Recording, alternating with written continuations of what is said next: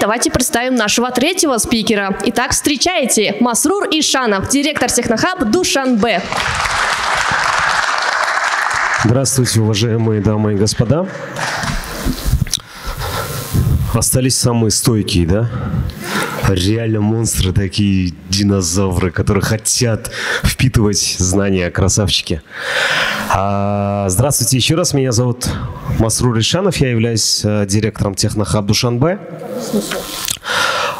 И у меня, значит, я такой немножко нестандартный, наверное, спикер, который люблю общаться посередине выступлений и, значит, сразу какие-то интерактивности делать по ходу выступления.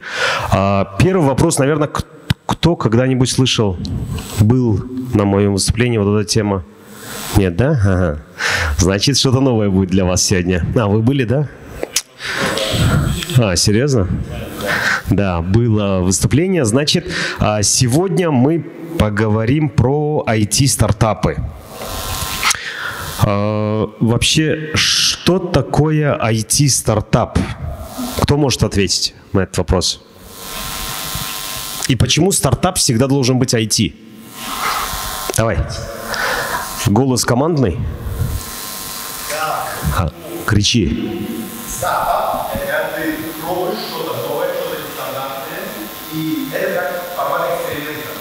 Я слышал мнение, что у стартапов часто не хватает ресурсов донести свою идею до широкой публики, поэтому ее часто скупают. Но как по мне, это не совсем правильно. Не, когда скупают, это удачный стартап. Да, как раз. Это молодец, он очень четко все сделал, раз его купили. Речь шла о том, что стартап самостоятельно очень редко может сделать что-то крупное без помощи сторонних людей. Стартап – это эксперимент, попробовать идею с минимальными ресурсами и показать, что эта идея достойна дальнейшей реализации. Так? Окей. Есть какая-то правда, но мы сейчас будем обсуждать в рамках презентации.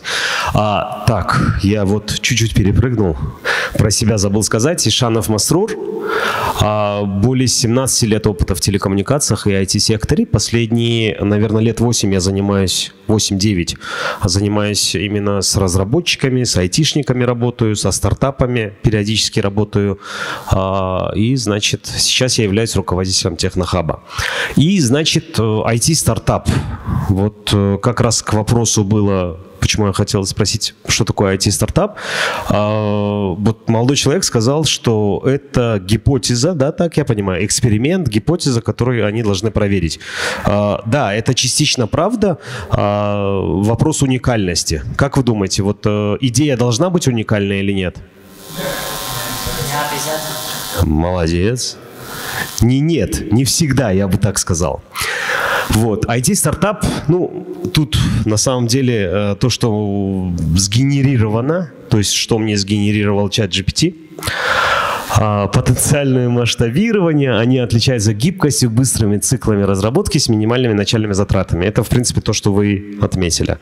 Так что это правда. И почему именно IT-стартап? Я бы хотел, наверное, с этого начать, что основные три критерия, по которым выбирают IT-стартапы, это масштабируемость, темпы роста и глобальный доступ. Что означает масштабируемость? Кто ответит? Так, можно руки? Так, нет, тебя я спрашивал, давай вот. Салам алейкум. Здравствуйте. Возможность расширения как раз-таки вот стартапа, то есть возможность расшириться, масштабируемость. Да. А как он может расшириться? Как? Что значит масштабируемость с точки зрения IT?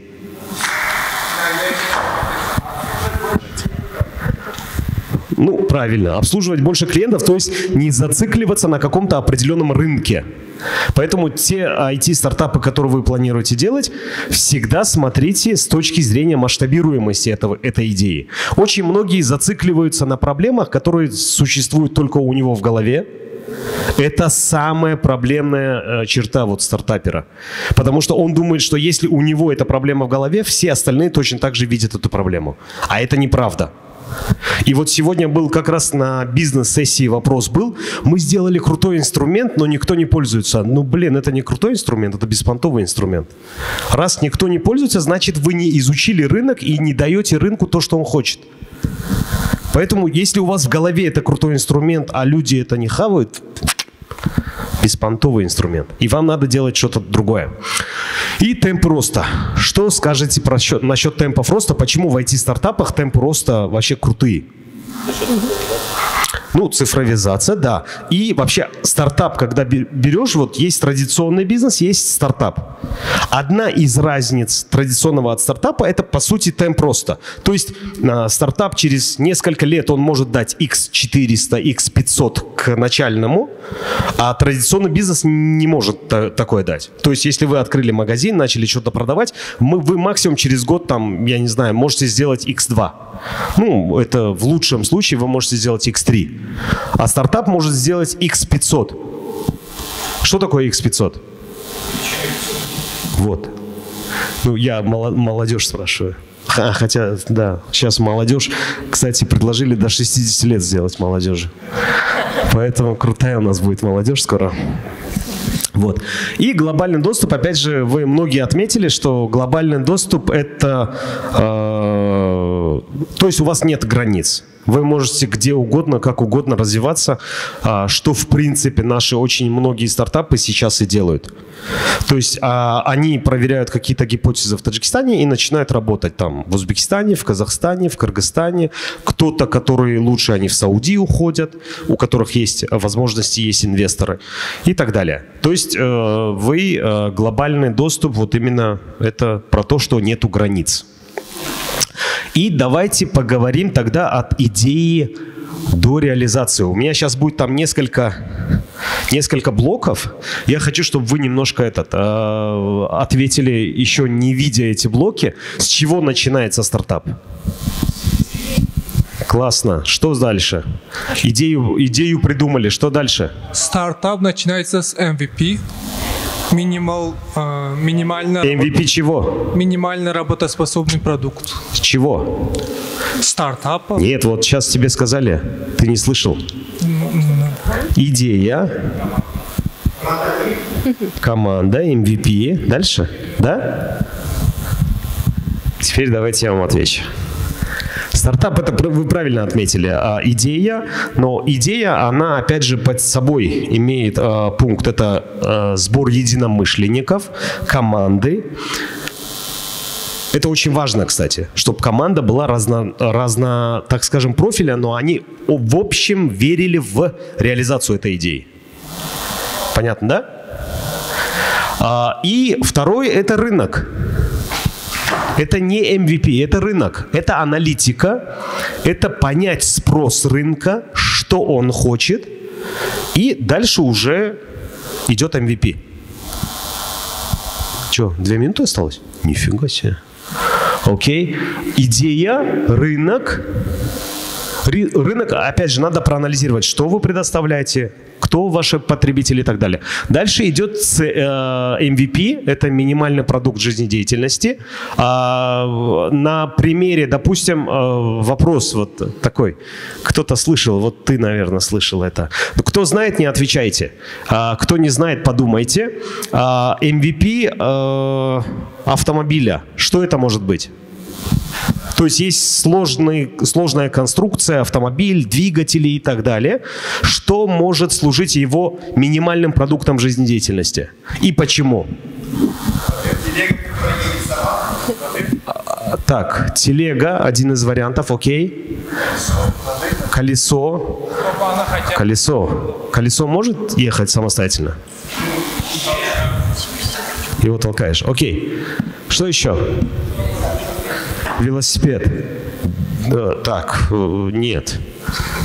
Велосипед нет. Машину на двухколесную видел ты где-нибудь? И великий ехали. Чорчарха, кудако. Окей, нет. Нет, он не знал заранее, что... Смотрите, я сейчас еще раз объясняю, что такое MVP. Это минимальный продукт жизнедеятельности, который стоит очень дешево, но выполняет те же самые функции. В 2 минуты он знал. Двигатель? Он может ехать самостоятельно? Топливо. А куда заливать-то его? И что с ним делать? Какие еще варианты? Есть варианты, нет? Машина. Но это дорого. Запорожец, Тико там, я не знаю, купил. Но это дорого. Сейчас ответить, да? Все? Сдаетесь? 3D-модель, принтер нужен, дорогой. $5000 стоит. Лучше машину купить. Но она же не выполняет функции машины. Минимальная. Отлично. Ну, можно нарисовать тогда ручкой. Вообще тоже будет классно. Ребят, минимальная модель машины – это скейтборд. Есть 4 колеса, доезжает от точки А до точки Б, выполняет ту же самую функцию. Но стоит намного дешевле, чем машина. Понятно, да, чем MVP отличается от продукта исходного. И, значит, 4-й модуль – это инвестиции. Ну, про это вы знаете, да? Деньги нужны. Какие первые вот стартаперы, куда они должны идти первыми?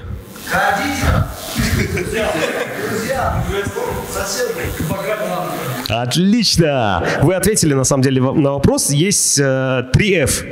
Это Friends, Family и третий F. Что это? Нет, Фунвестер, намешакохи, F.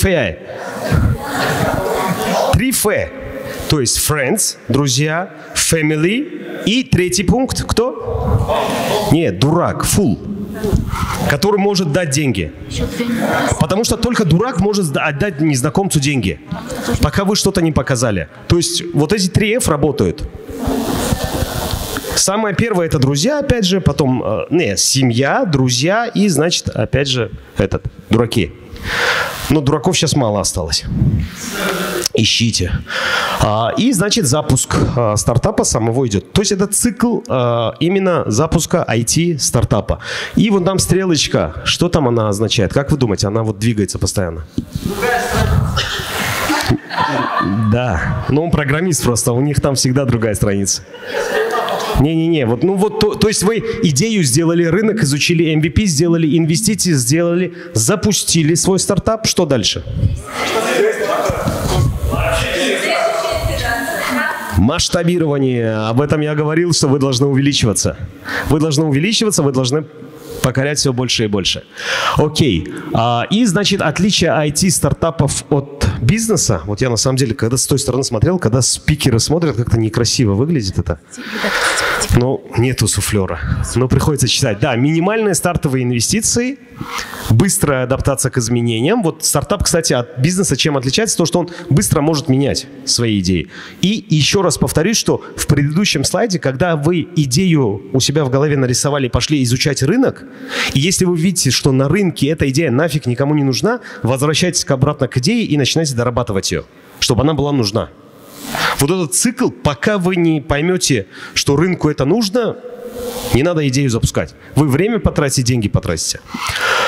И, значит, быстрая адаптация, высокая зависимость от технологий и возможность быстрого роста. Это, опять же, то, о чем мы говорили раньше. И, значит, история успеха. Я бы хотел привести, вот, допустим, стартапы, то есть есть как международные, так и наши. Airbnb, он начинал с того, что продавал эти, если я не ошибаюсь, матрасы. Да, он матрасы продавал. Uber вообще в Сан-Франциско стартовал как сервис совместной поездки. И потом перерос как в большого, огромного гиганта, который сейчас очень большие деньги зарабатывает. Angry Birds, почему я привел этот пример? Потому что команда 50 раз, больше 50 раз ошибалась и ничего не добивалась. В итоге у них получилась игра такая, которую все начали скачивать, и компания выросла. То есть это вот к вопросу того, что если один раз не получается, не сдавайтесь, идите дальше. Zoom, то есть тут пандемия. Он начал очень быстро расти. Тут вопрос к тому, что на стартапы также может влиять и атмосфера, и что происходит вообще на рынке. Поэтому это тоже надо адаптировать, все это дело. И Олив, на самом деле, моя любимая команда. Да, вот сейчас они меня снимают. Мне нравится их подход, то, что они очень много чего в Таджикистане сделали, и как я каждый раз отмечаю, что они, самое важное, что они сделали для Таджикистана, это они вернули веру людей в банки.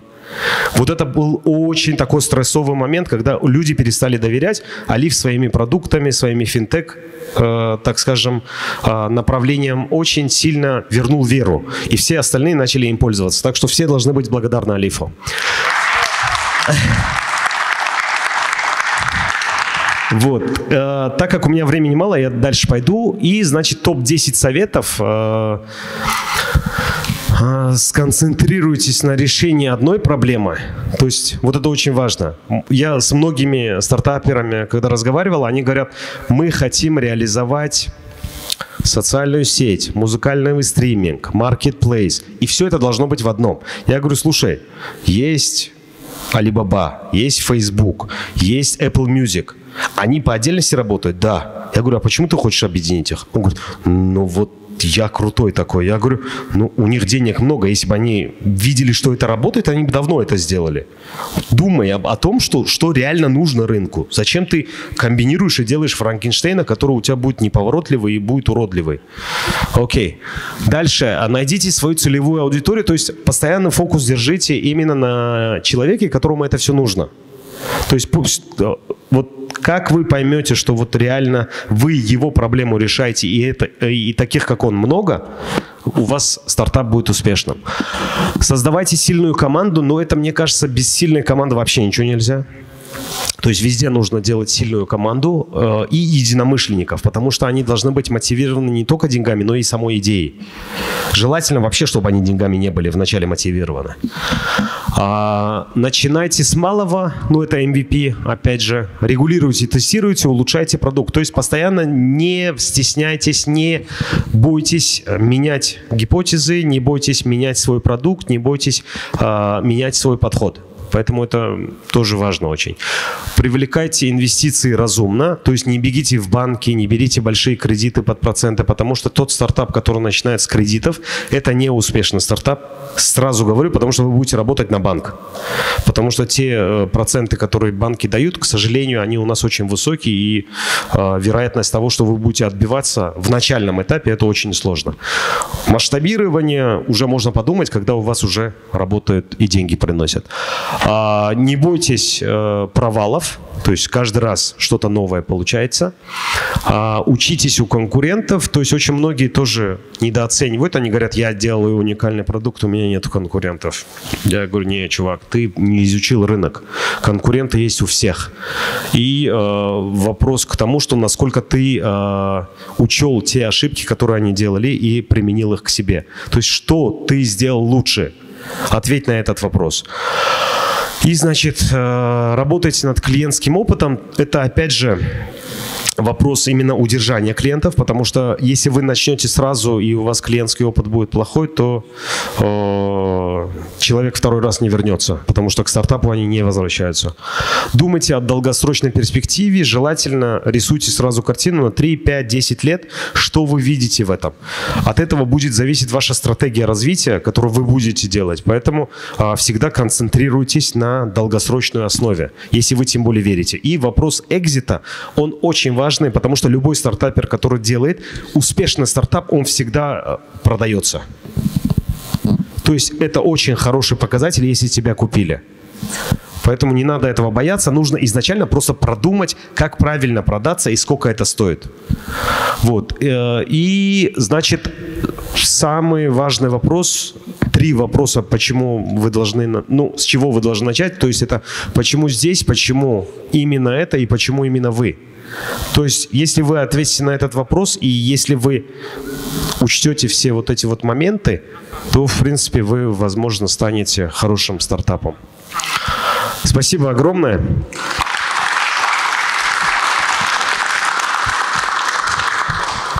Так, итак, благодарю. Перед вами выступал, да, Масрур Ишанов. Благодарю. Спасибо. Аплодисменты. Итак, теперь перейдем к вопросам. К сожалению, быстро. Хорошо? Постараемся, кто любит, давайте. Манамедром Кай, Мезрамбаров, Дарбамам Лакат, Панам Халиба, Сарклин, давайте. Все. И второй вопрос. Нет, один Тогда вопрос. тоже вопрос, как удержать стартапера в своей стране. Здравствуйте, я быстро задам вопрос, потому что Алейкум времени мало. салам. Асал. Как удержать стартапера в своей стране? Потому что частая практика стран СНГ то, что стартаперы уезжают. Зачем удерживать его? А зачем нет? А зачем удерживать? Пусть растет. Нет, я не говорю, что удерживать Самого в плане человека? роста. Я имею в виду то, что частая практика показывает, что в странах СНГ, если стартап стрельнул, его разработчик уезжает в западные страны. Соответственно, у страны нет от него никакой пользы. Почему? Извиняюсь. Стоп, подожди. Почему ты говоришь, что если он уедет, то пользы никакой не будет? Если он уедет, по-моему, и я вижу вот это вот у нас именно в нашей сфере, с кем мы общаемся, он уезжает, набирается опыта, приходит сюда с новым опытом, начинает делиться. Ребята, делайте так, делайте так. Поэтому не надо ему запрещать уезжать. Пусть уезжает, просто пусть возвращается обратно. А вы команда. Кто? Вы же здесь. Например. Скажи конкретно. Азиз Джон сейчас вот переехал в Дубай. Возвращается? Возвращается. Алиф, команда. Они сейчас в нескольких странах делают какие-то проекты свои. Возвращаются? Да все они молодцы.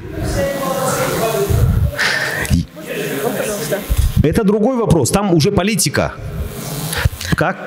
Пока они не будут в политике, эти стартаперы, они будут возвращаться. Супер, благодарю за ваш вопрос. Давайте Спасибо. перейдем к последнему вопросу, и на этом все.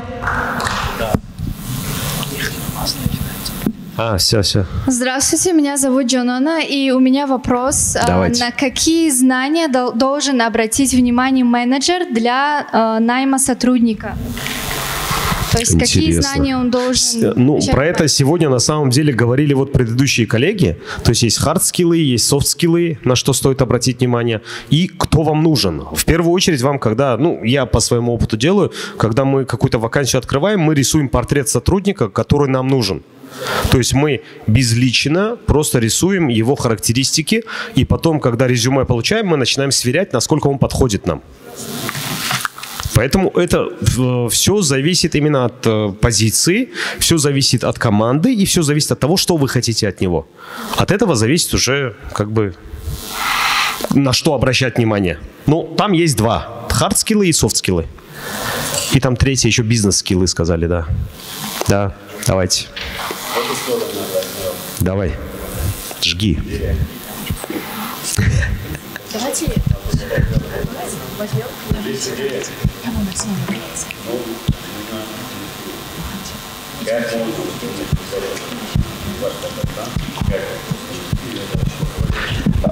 Смотри, значит, Стартапстан, я к нему так партнерски отношусь, это наш продукт, но если говорить Давай мы с тобой отдельно обсудим этот вопрос, и я тебе более подробно так расскажу, чтобы время не занимать. Итак, давайте перейдем к приятной части, к награждению, хорошо? Первое что? К награждению активных участников. Награждению? Да. Я хочу вот этот стереотип поменять. Все, без Кто проблем. первый 3 выйдет на сцену, получит 3 книжки. 1, 2. Где третий? Третий, все. То есть вот это люди, которые не стесняются и хотят это. То есть все остальные, давайте поактивнее. Так, и раздам, наверное, да. Раздайте, пожалуйста, просто вот рандомно раздайте, пусть они изучают все, что есть. Красавчики. Благодарю. И теперь фотография. Всё, молодцы. Фотография. Постойте, Стой, фотография. Сейчас. И этот спикер. Да, давайте, я принесу. Все, давайте. Благодарю. Перед вами выступал Масрур Ишанов. Супер!